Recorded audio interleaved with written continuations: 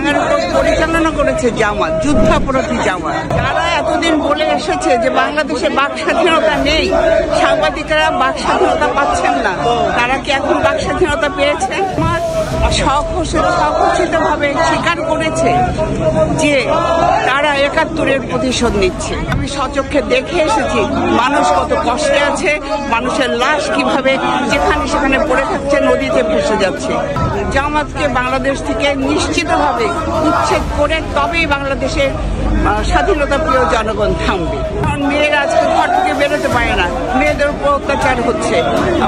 সাধারণ রিক্সাওয়ালা, মুটেওয়ালা, ঝাঁকাওয়ালা যারা রাস্তায় খেটে খায় তাদের পেটে ভাত নেই। আপনি বলছেন তথাকথিত নোবেল লরিয়েটের কথা, তিনি নিজেই তো ক্ষমতায় এসে তার নিজের পকেটটা কিভাবে ভারী করেছেন সেটা আমরা সবাই জানি।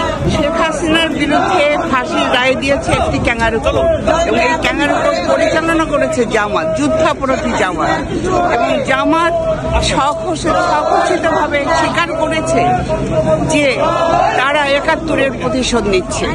আমরা যারা ৭১-এর প্রজন্ম, আমরা যারা ৭১-এ যুদ্ধ করেছি তারাও ছাড়বো না। জামাতকে বাংলাদেশ থেকে নিশ্চিতভাবে উচ্ছেদ করে তবেই বাংলাদেশের স্বাধীনতা প্রিয় জনগণ থামবে। এই রায়কে ঘৃণা করি, এই রায়কে প্রত্যাখ্যান করি এবং এই রায়কে ধিক্কার জানাই।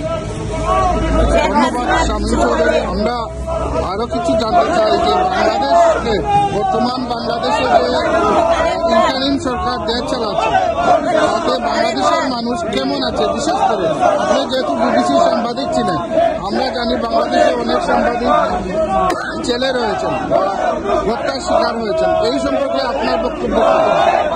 এই সময় আমার বক্তব্য এটাই, যারা এতদিন বলে এসেছে যে বাংলাদেশে বাক স্বাধীনতা নেই, সাংবাদিকেরা বাক স্বাধীনতা পাচ্ছেন না, তারা কি এখন বাক স্বাধীনতা পেয়েছে? যারা এতদিন বলে এসেছে বাংলাদেশের স্বাধীনতা ব্যাহত হচ্ছে, তারা কি বাংলাদেশের স্বাধীনতা দিতে পেরেছেন সাধারণ মানুষকে? সাধারণ মানুষ আজকে না খেয়ে মরছে, সাধারণ মেয়েরা আজকে ঘর থেকে বেরোতে পারে না, মেয়েদের উপর অত্যাচার হচ্ছে। সাধারণ রিক্সাওয়ালা, মুটেওয়ালা, ঝাঁকাওয়ালা যারা রাস্তায় খেটে খায় তাদের পেটে ভাত নেই, তারা চিৎকার করছে, কাঁদছে এবং বলছে শেখ হাসিনা ফিরে এসো। তার একটাই কারণ, তার কারণ যারা ক্ষমতা দখল করে একটি নির্বাচিত সরকার প্রধানকে দেশ ছাড়া করেছে, তাদের আওতায়, তাদের অধীনে কখনো একটা দেশ ভালো থাকতে পারে না। আর আপনি বলছেন তথাকথিত নোবেল লরিয়েটের কথা, তিনি নিজেই তো ক্ষমতায় এসে তার নিজের পকেটটা কিভাবে ভারী করেছেন সেটা আমরা সবাই জানি, সেটা নতুন করে বলার কিছু নেই।